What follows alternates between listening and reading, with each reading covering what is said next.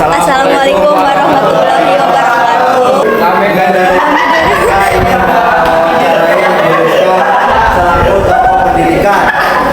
Hal yang paling menyedihkan yang pernah Ibu alami.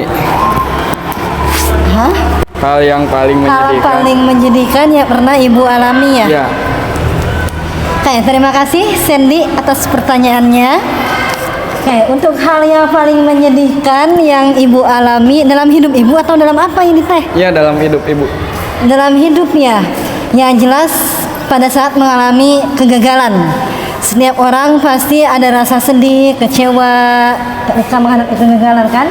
Ya. Salah satunya kegagalan yang mungkin Ibu alami ya. Banyak sih sebenarnya kalau namanya gagal mah ya, cuman Ibu berusaha untuk bangkit lagi. Salah satunya pada saat ya tes seleksi masuk ke perguruan tinggi negeri.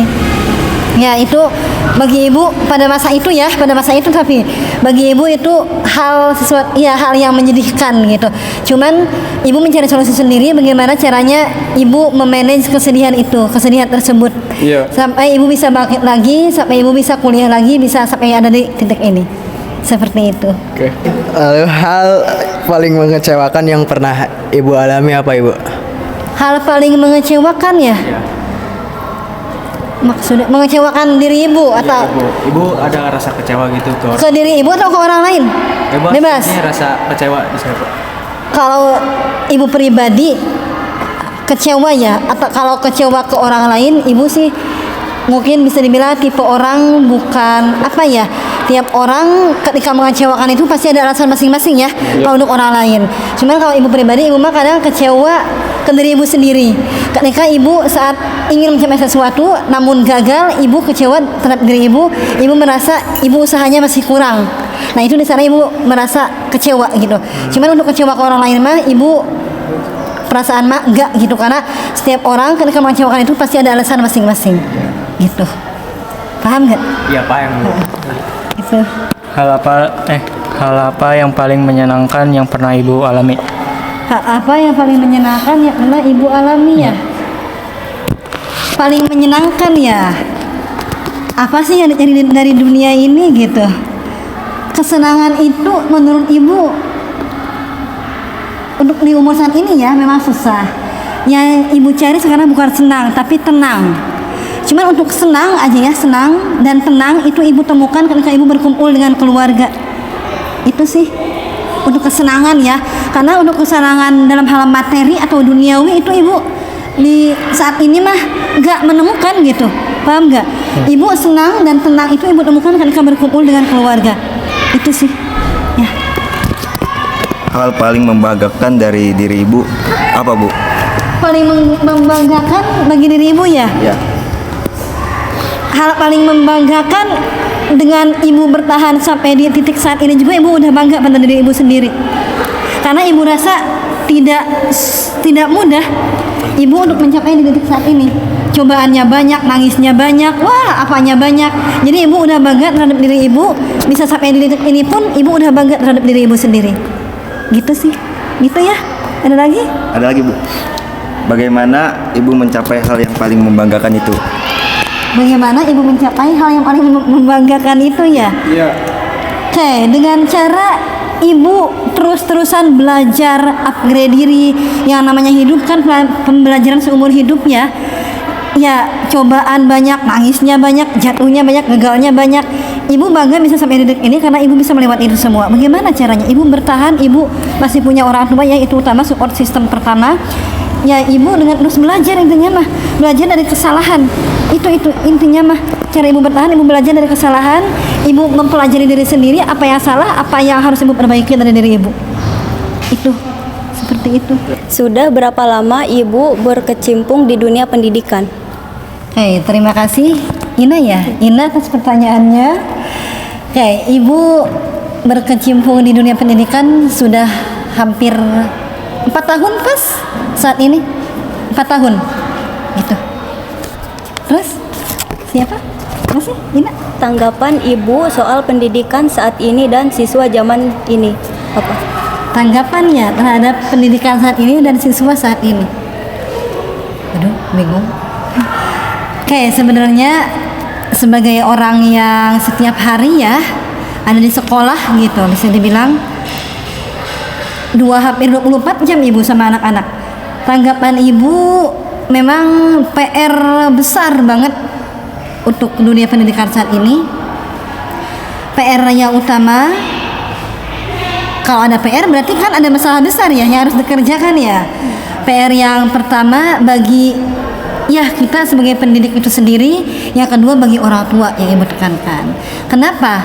Karena kita sebagai pendidik yang Ibu jalani, Ibu alami, kita tidak 24 jam sama anak ya, kita bisa dibilang cuma 6 jam di sekolah sama anak, habis itu anak-anak pulang. Jadi tidak full semuanya PR seorang guru. Adapun itu PR orang tua ya, yang jelas yang 24 jam bersama anak di rumah, lebih banyak waktunya. Apa tadi? Pendidikan ya, dan siswa zaman ya itu.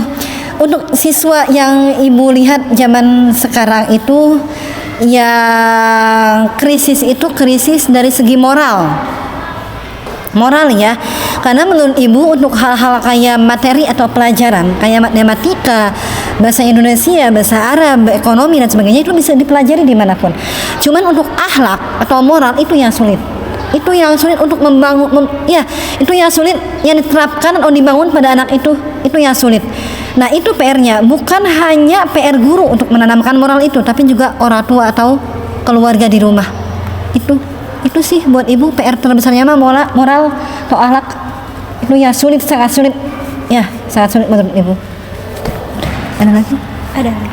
Gimana, Mi? Kesan Ibu di dunia pendidikan apa? Kesannya ya, Masya Allah. Kesannya sangat Masya Allah sekali. Ibu bisa dibilang didewasakan pada saat Ibu menjadi guru. Ibu banyak sekali belajar. Dari awal mulanya Ibu mungkin orangnya egois. Dari awal Ibu waktu kuliah yang Ibu biasanya fokus ke diri sendiri, senang-senang atau gimana, Ibu ke orang lain egois, gak tahu ya orang lain itu kayak gimana. Pada saat Ibu terjun di dunia pendidikan, Ibu menjadi guru, Ibu lebih banyak mengenal karakter anak, karakter orang. Nah dari sana Ibu banyak belajar, dan Masya Allahnya ya itu Ibu lebih mengenal diri Ibu sendiri, karena selain Ibu mengajar kalian mungkin ya bareng-bareng kita belajar, Ibu pun belajar bagaimana anaknya seperti ini tuh ya, misalkan ada anak yang kayak gini, nah bagaimana kita menghadapinya, ada anak yang kayak gini, bagaimana kita menghadapinya, otomatis kan kita juga belajar. Itu sih kesannya sangat wow dan sangat alhamdulillah sih intinya mah, alhamdulillah baik, sangat baik kesannya, karena jadi Ibu juga banyak belajar, intinya itu buat Ibu sendiri dan buat kalian juga. Itu Pesan Ibu untuk pendidikan dan murid Ibu. pesan ya, untuk pesan kalian jangan terlena dengan kesenangan yang ada di depan mata saat ini, karena hidup itu tidak melulu senang. Kalian menghadapi dunia nyata, dunia yang akan kalian hadapi itu dunia bukan yang main-main gitu.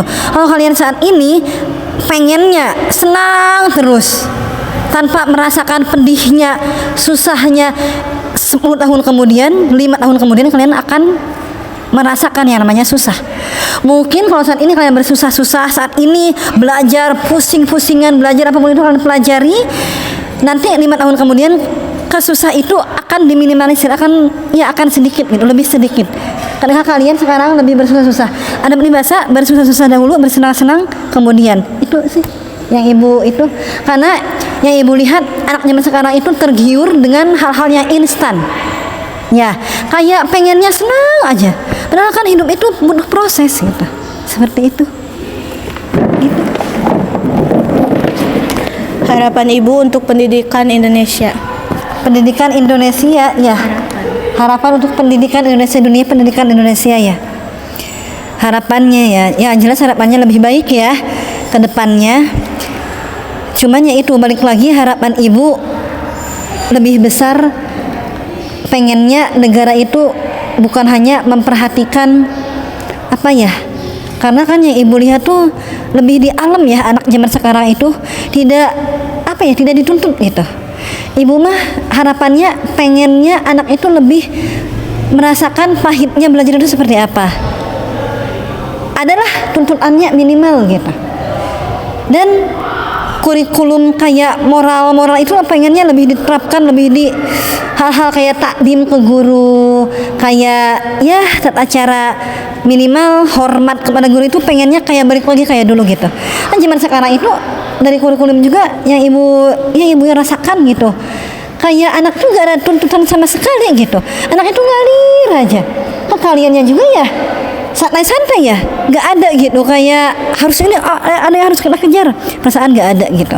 Jadi harapannya ke depannya lebih anak itu lebih ada tuntutan gitu, biar anak itu lebih mikir gitu bahwa kita tuh ada apa ya, ada akhir yang harus kita kejar gitu sih. Dan moral lebih ditekankan gitu, akhlak moral itu seperti itu. Alasan ibu memilih dunia pendidikan. Alasan memilih dunia pendidikan ya, sebenarnya ibu bisa dibilang terjebak. Bukan terjebak ya, karena ibu kan bukan dari pendidikan ya, terjebak di jalan yang lurus gitu ya. Ibu bukan kuliah, bukan pendidikan, tapi ibu ya terjun di dunia pendidikan.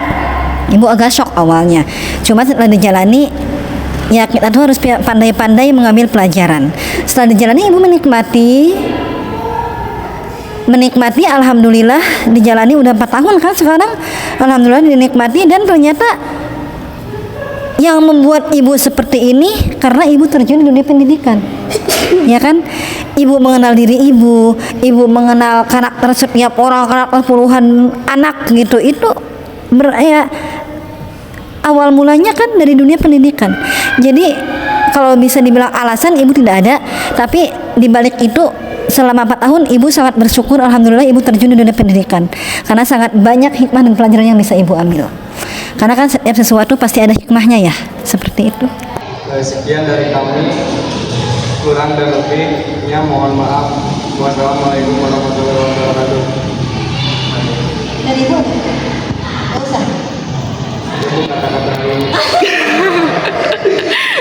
Terima kasih kalian kelas 12 IPS. Ya mudah-mudahan apa yang kalian dengar, apa yang kalian dapatkan pelajaran ya, karena memang hidup itu tidak selalu mudah. Itulah hidup, ada jatuh, ada bangun, ada nangis, ada tertawa, ada sedih, ada bahagia. Seperti itu bang. Terima kasih. Assalamualaikum. Waalaikumsalam.